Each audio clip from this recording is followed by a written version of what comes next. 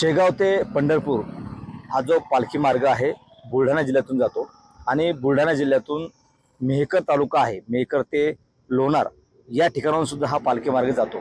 मात्र या पालखी मार्गावरती सिमेंट कॉन्क्रीटचा रस्ता बनवल्यानंतर मोठमोठ्या भेगा पडल्यात, रस्ता अक्षरशः या ठिकाणी चिरून गेलेला आहे। आपल्यासोबत या मेहकर मतदारसंघाचे आमदार आहेत सिद्धार्थ खरात, आपण त्यांच्याशी बातचीत करूया। साहेब, मोठ्या प्रमाणामध्ये हा जो पालखी मार्ग आहे शेगाव ते पंढरपूर अक्षरशः चिरून गेलेला आहे रस्ता, काय नेमका सरकारला इशारा असणार आहे, कशा पद्धतीने हा रस्ता बनवला गेला? जय महाराष्ट्र। जाणे पळते लोणार असा 34 किलोमीटरचा रस्ता आहे। जाणे पळते मेहकर आणि मेहकर ते लोणार अशा दोन भागामध्ये ह्या रस्त्याचं डिव्हिजन केलेलं आहे। एक श्रीहरी कन्स्ट्रक्शन नावाची पुण्याची कंपनी होती, त्या कंपनीनं ते काम केलेलं नाही, त्यांनी ते सबलेट केलं आणि ते काम मध्येच अर्ध्यावरती सोडून ते निघून गेलेले आहेत। आणि तो तुम्ही बघितला असेल, या रस्त्याची चिरफाड झालेली आहे, गाळण उडालेली आहे। जवळपास 3, 4, 5 कुठे कुठे 6 इंच त्या ठिकाणी भेगा पडलेल्या आहेत। हा सिमेंट कॉन्क्रीटचा रस्ता आहे, पंढरपूरला जाणारा पालखी मार्ग आहे, पंढरीला जाणाऱ्या वारकऱ्यांचा मार्ग आहे। वारकऱ्यांचा नाव घेऊन हा रस्ता बनवला 2017 मध्ये। 2017 मध्ये त्यावेळेसचे MSRDC मंत्री, नंतरचे झालेले मुख्यमंत्री आणि आताचे उपमुख्यमंत्री यांच्या काळात त्यांनी दिलेला हा रस्ता आहे।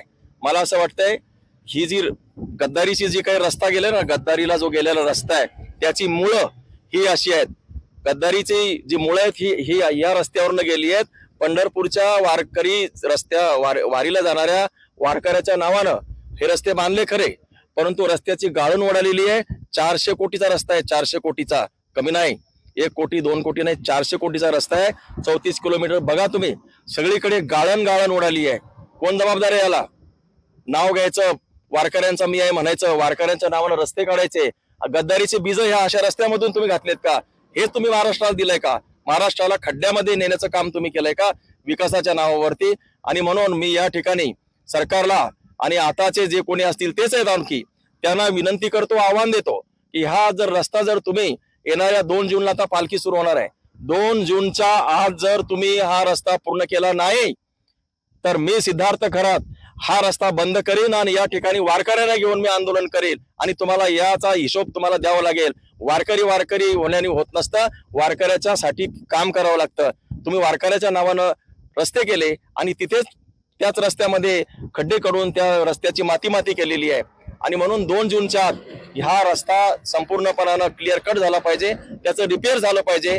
ज्यांनी हा रस्ता खराब केला त्याला काळ्या यादीत टाकलं पाहिजे, त्याच्यावर फौजदारी गुन्हा दाखल केला पाहिजे। ज्या अधिकाऱ्यांनी सुपरविजन केलेलं आहे त्याच्यावरती सुद्धा कारवाई झाली पाहिजे।